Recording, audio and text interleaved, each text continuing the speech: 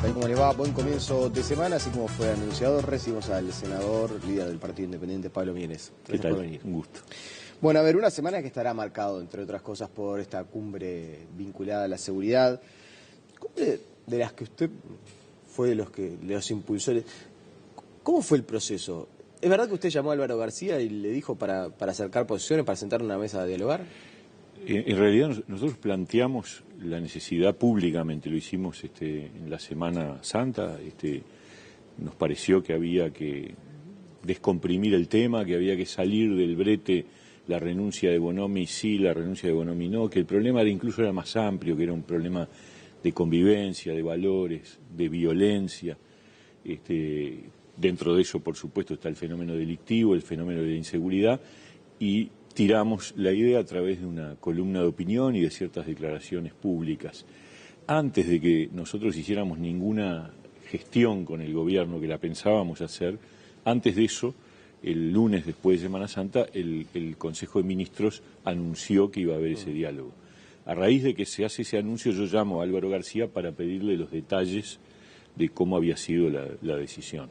Pero fue una iniciativa directa del presidente de la República, que obviamente, como se dijo, tuvo en consideración alguna de las cosas que nosotros decíamos, pero fue una iniciativa del gobierno. ¿Y quedó desvirtuada? Y yo creo que venimos mal, ¿no?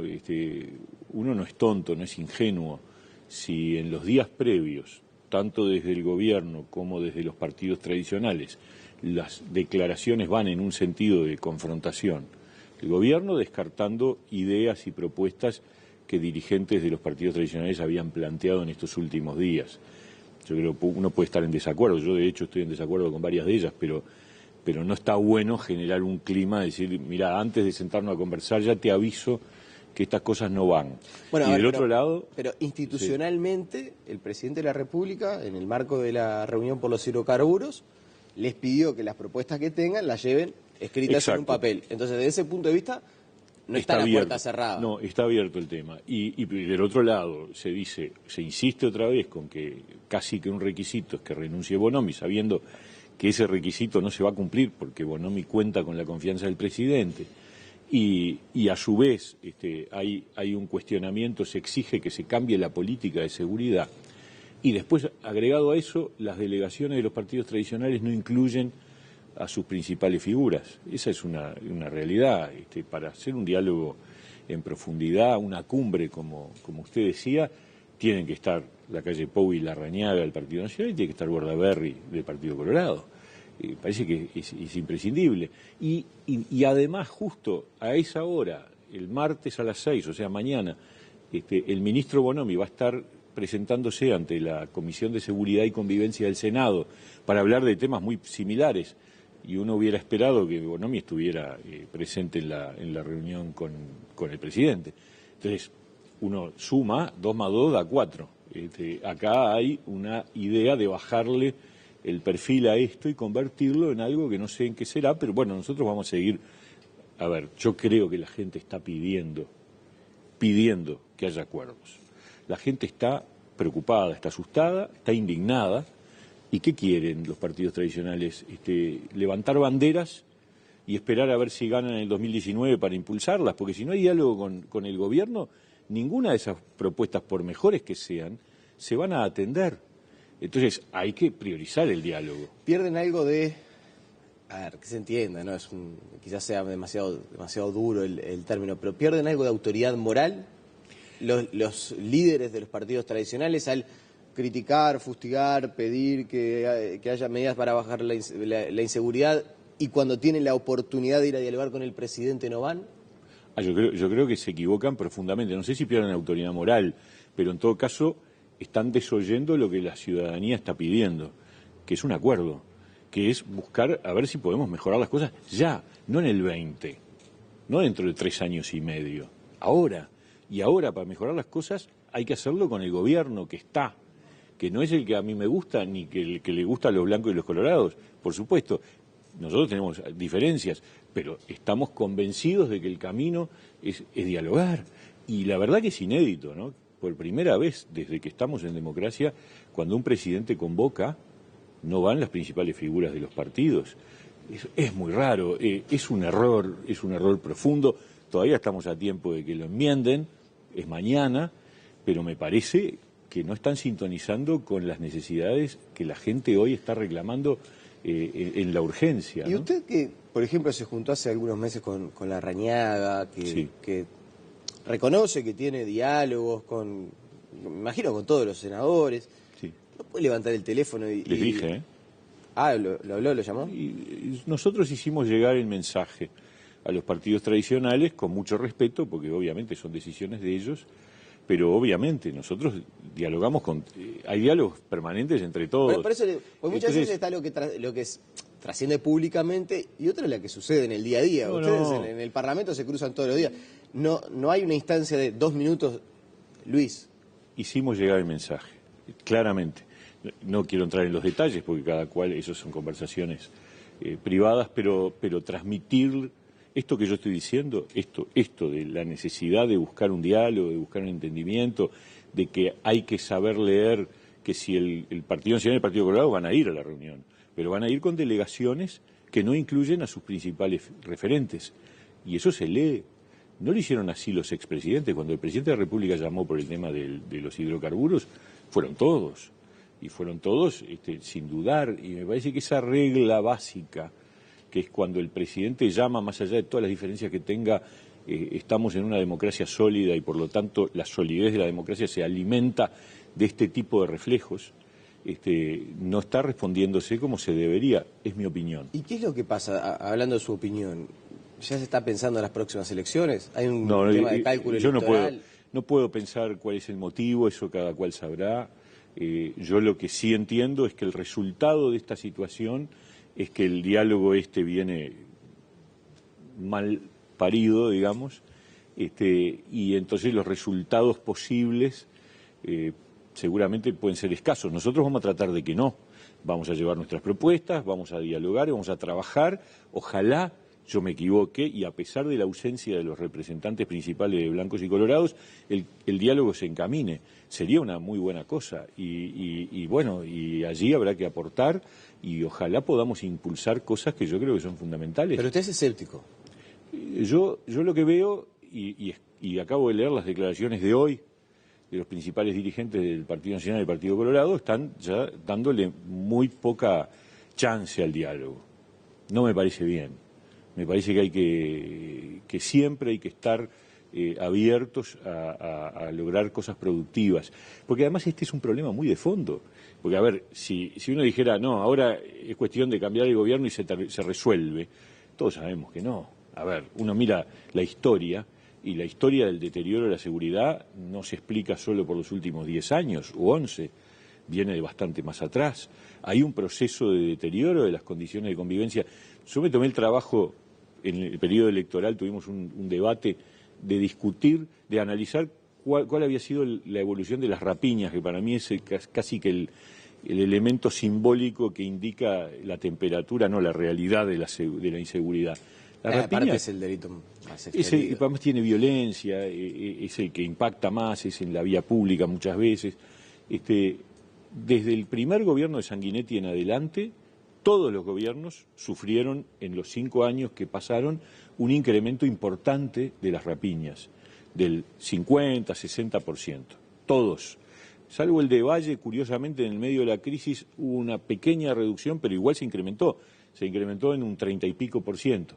En los demás, 50, 60%, en el de Sanguinetti, en el de Lacalle, en el de Valle, en el de Sanguinetti 2, y después, por supuesto, también en el de Vázquez y el de Mujica, todos. Entonces, nadie tiene patente de éxito en estas cosas, con más razón, sabiendo que además el tema es muy hondo, tiene raíces muy profundas, tiene que ver con normas de convivencia, con una pérdida de lo que son las reglas de juego en una parte de la ciudadanía, de una cierta recuperación, curiosamente, del valor del delincuente, porque hay zonas y hay familias donde la gente valora al delincuente terriblemente, ¿no?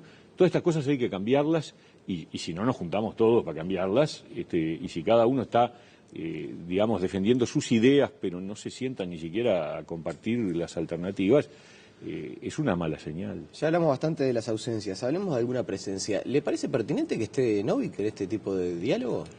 Yo la verdad que me sorprendió, es lo que podría decir. Me sorprendió porque además técnicamente no existe un partido del que Novik sea autoridad. Entonces, si el presidente fue tan formal que invitó a las autoridades de los partidos, no invitó a las autoridades. El Partido de la Concertación es un partido de alcance departamental, no nacional. Y hay un diputado que en realidad dice tiene representación que pertenece parlamentaria al Partido de la Concertación. Claro, pero Pachelo, ¿no? sí, claro, sí, pero debería haber primero un proceso de institucionalización. Hoy, ¿qué es esto? Es una situación medio delicuescente, pero el presidente tiene el derecho y la posibilidad de invitar a quien quiera. Claro, estas no son cosas que ayudan a que del otro lado haya una buena respuesta. Nadie es bobo también. Yo sigo. ¿En qué sentido? Y en el sentido de que incomoda a blancos y colorados la presencia de Novik. A nosotros ni nos va ni nos viene, y Asamblea Popular probablemente tampoco. Pero acá nadie es bobo. Hay una situación de dificultad que tiene que ver con el hecho de que ocupando un mismo espacio y además no habiéndose puesto de acuerdo sobre si el Partido de la Concertación no o sí y en qué grado molesta. Hay como una chicana política. Bueno, entonces eso también podríamos incorporarlo en las cosas que no han ayudado. Y por eso yo digo... Novik, por ejemplo, no ayuda. No sé, pero mirado desde fuera, digo desde fuera porque a mí no me complica nada, está en otro espacio político, me parece que tampoco es una señal amistosa del gobierno, ¿no? Leí algunas declaraciones suyas del fin de semana y le quiero preguntar, sí, más ingresando en la arena política, saliendo un poco de este diálogo, este momento coyuntural. ¿No es demasiado pronto para decir que el Frente Amplio cumplió un ciclo y que se necesita un cambio? No, yo creo que la ausencia de agenda es la que indica eso. Y la ausencia de agenda la reconocen los propios Frente Amplistas. Hace un par de semanas Fernández Galeano, una figura, un dirigente político de Frente Amplio de primer nivel, en un reportaje extenso que le hace Voces, dice, nos quedamos sin agenda. Los candidatos a la presidencia del Frente Amplio, todos reconocen una situación de crisis, de que hay que generar una nueva etapa, dicen ellos. Uno mira la agenda del Parlamento. La verdad, en lo que va de este año, no tenemos prácticamente nada en condiciones de ser aprobado. Iniciativas mínimas. El Poder Ejecutivo nos mandó un proyecto de ley sobre aplicaciones vinculado al caso Uber, que está en debate en la comisión. Legisladores del partido de gobierno presentaron un proyecto que ya se aprobó, lo tramitamos muy rápido, para permitir el ingreso en fincas abandonadas en el combate a la Aedes aegypti. Y después, nombres de escuelas, convenios internacionales aprobados hace unos años que necesitan ratificación parlamentaria, poco y nada de sustancial en lo que supone una agenda de gobierno. Entonces uno dice, bueno, sí, el Frente Amplio lleva gobernando, va a llegar a 15 al final de este periodo, con mayoría absoluta, con todo el margen de maniobra para aprobar lo que le parezca mejor, y no tiene agenda. Entonces me parece que está agotado, que es necesario un cambio, que obviamente cuando hablamos de decir un cambio, no estamos diciendo hay una sola alternativa. Yo creo que tiene que haber más de una alternativa. Eso le iba a decir, que usted diga, voy a hacer un paréntesis, en campaña electoral usted también decía que había que cambiar. Que el Frente Amplio estaba agotado, que se notaba un cansancio de los 10 años de ejercicio de gobierno. Era frase que nos hemos entrevistado varias veces. Soy coherente, sigo diciendo usted lo mismo. Manifestaba que había como una especie de agotamiento del ciclo del Frente Amplio, sobre todo haciendo hincapié en las mayorías parlamentarias, pero en el Frente Amplio en todo. Pero ahora, decir que es necesario un cambio, desde mi lectura, es un pasito más. El tema es que quien lee la entrevista, que le realizó el observador, pero quien escucha en este momento su declaración, dice, bueno, pero llegado el momento, que haya un cambio, ¿quiere decir que cualquier otra alternativa es mejor al Frente Amplio? Porque puede darse el escenario que usted tenga que, eventualmente, en un futuro, elegir Luis Lacalle Pou, Jorge Larrañaga, el líder que sea. Estoy haciendo una lectura de lo que es hoy la encuesta de opinión pública, entre el Partido Nacional y el Frente Amplio. ¿Y ahí?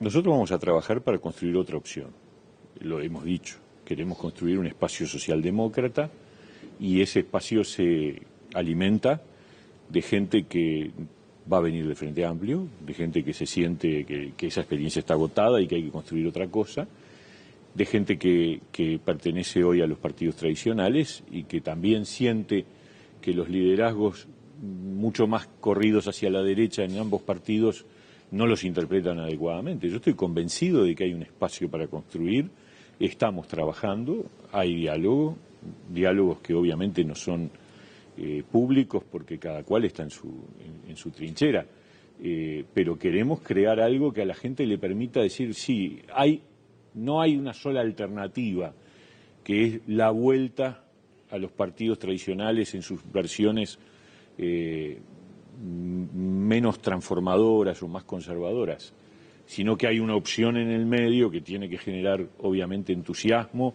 ganas, energía y que la pelee. Está bárbaro. Eso pero es lo que llegado vamos a el buscar. momento, Y bueno, puede pasar tener que definir entre el candidato del Partido Nacional o del Partido Colorado, del que sea, y el Frente Amplio. Y veremos. usted está diciendo hoy, en el año 2016, que se necesita un cambio de gobierno, que no está más, que el Frente Amplio no tiene las condiciones hoy para seguir al frente del Ejecutivo. Este frente, así como está definido, está agotado. Faltan 3 años, veremos. Vamos a crear una alternativa que pelee. Somos conscientes, el Partido Independiente solo no pelea. Solo. Creo que estamos creciendo, vamos a seguir creciendo, creo que vamos a crecer bastante, pero lo que aspiramos es a construir una cosa más grande. Y yo creo que esa cosa más grande de centroizquierda, socialdemócrata, con un perfil muy radicalmente democrático, sin dudas sobre si el derecho y la política, qué está primero, etcétera, etcétera, con claridad en el rol del Estado, con una actividad definida, coherente, yo creo que esa es la opción. Claro, y ahora, me niego a discutir qué haría yo si mañana esa opción no llega y entonces queda... yo se lo planteo desde el punto de vista que usted está diciendo que el Frente Amplio está agotado y que tiene que haber un cambio. Entonces, si sí. tiene que haber un cambio, yo estoy seguro que esta frase se la van a agarrar. Pero claro, y hay cuando gente... estemos en la previa de una segunda vuelta electoral, y si usted está diciendo que tiene que haber un cambio, el cambio es que no esté más. Y bueno, sí, yo creo que llegó el momento de que haya una transformación en el país. Veremos cuál es la disyuntiva que la gente va a plantear, porque es la que decide, y nosotros aspiramos a estar en esa disyuntiva. Aspiramos nosotros, digo, ese espacio político, el Partido Independiente dentro de él, ¿no? Socialdemócrata, es difícil pensar en un escenario donde usted logre convencer a alguna figura de peso importante del Frente Amplio que abandone la fuerza política. Es decir, a ver, uno piensa en el espacio socialdemócrata por excelencia del Frente Amplio, que es quizás el Frente de Líder Seregni, convencer a una Story que abandone el Frente Amplio para una nueva alternativa, y a priori parece algo difícil. Muy difícil. Sí, y además yo creo que esta alternativa tiene que tener también una cierta lógica de renovación generacional, ¿no? De construir una opción que implique gente con trayectoria, pero que también señale a la gente que, bueno, tenemos necesidad de un cambio generacional. ¿Sabe que tengo la impresión, cuasi convicción, que usted está hablando con alguien que está cerca de lograr que esa persona confluya en un nuevo espacio, porque está dando hasta el perfil? Alguien de recambio generacional, con trayectoria. No, porque además estamos hablando con mucha gente de distintos horizontes políticos y ideológicos. También, por ejemplo, en el Partido Nacional uno pensaría quizás un espacio más socialdemócrata, banderado por Jorge Larrañaga. Es difícil pensar que Larrañaga confluya en alternativas. Yo repito, yo no puedo identificar quiénes, pero lo que sí puedo decir, porque además tengo que tener lealtad con todos ellos, lo que sí puedo decir es que conversaciones hay y que nosotros somos optimistas. El tiempo dirá si ese optimismo se confirma. Bien. La última, en un minuto, simplemente porque no quiero dejar de abordar también este asunto que es de los temas más destacados. ¿Qué hace el sistema político? ¿Qué va a hacer el sistema político ante esto de que en Argentina hay un escándalo de la ruta del dinero acá? Y en ese escándalo, en ese ruido político, nosotros el sábado conversábamos con unos periodistas de Diario Clarín, con Nicolás Viñaski, y nos decía, está comprobado que Fariña y el Ascar viajaban con dinero en efectivo a Uruguay, que ingresaban, que se lavaba dinero en Uruguay. ¿Qué hace el sistema político? Bueno, yo creo, a ver, primero, todos los hechos que puedan ocurrir con trascendencia delictiva deben ir a la justicia. Y si nosotros conociéramos algo de eso, lo tenemos que hacer. De hecho, con respecto a ANCAP lo estamos haciendo. La semana que viene, casi seguramente, vamos a presentar la denuncia penal por el caso ANCAP. Nosotros... ¿Tienen definido por lo menos ya que la semana que viene? Porque se había dicho que se iba a presentar, pero no el día. No, esto la semana que viene yo creo que va a ser, seguramente. Está muy avanzado, o sea, los abogados han trabajado, los escritos están en proceso de redacción muy avanzados y hay que juntar toda la prueba, ¿no es cierto?, la prueba documental que tiene que adjuntarse al escrito, pero eso va a ocurrir en los próximos días, seguro antes de fin de abril, seguro. Eso es un dato de la realidad y lo mismo si ocurrieran datos que indican alguna vinculación de hechos delictivos, la justicia tiene que actuar con firmeza, pero yo creo que hay que ir más lejos. El Partido Independiente está trabajando en un documento que lo vamos a presentar pronto, con ideas y propuestas para mejorar los controles que tenemos que hacernos los partidos políticos. Porque a mí me parece que nosotros hemos avanzado con la ley del 2009, el tema del financiamiento partidario empezó a ser un poco más transparente, pero estamos lejos. Un poco. Por eso digo, un poco. Y yo creo que tenemos que ser mucho más transparentes, porque miramos a los vecinos de un lado y del otro, y uno dice, nadie está libre, vamos a prevenir, vamos a exigirnos. Por ejemplo, los partidos deberían ser auditados no por la Corte Electoral, que es un saludo a la bandera, porque la Corte no está para eso, sino por el Tribunal de Cuentas. Nosotros deberíamos presentar los balances ante el Tribunal de Cuentas, somos personas públicas los partidos, recibimos financiamiento del Estado, por lo tanto tenemos que dar cuenta ante un organismo que tenga capacidad de auditoría, de analizar los balances, de estudiar las rendiciones de cuentas de campaña electoral. Tenemos que discutir el tema del acceso a los medios de comunicación, de cómo si hay reglas para publicidad electoral gratuita. Nosotros presentamos una acción de inconstitucionalidad porque la distribución es absolutamente despareja.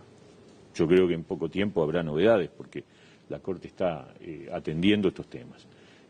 Nosotros creemos en un reparto equitativo entre los distintos partidos, de los minutos gratis, pero también creemos que hay que controlar mucho más el financiamiento privado.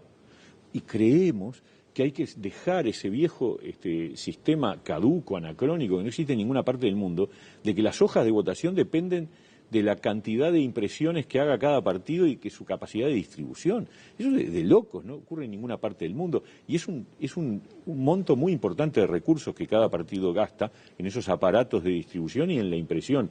Entonces, vayamos a un sistema donde el Estado se encarga de las hojas de votación y de que la gente tenga acceso a todas ellas y de imprimirlas y de ponerlas en los cuartos secretos. Y bueno, esas cosas reducirían el costo de campaña y por lo tanto también en paralelo permitirían un mayor control. Eso lo vamos a plantear. Senador Pablo Mieres, le agradecemos su presencia esta mañana aquí en Telemundo. Encantado. La pausa y seguimos con Manuel.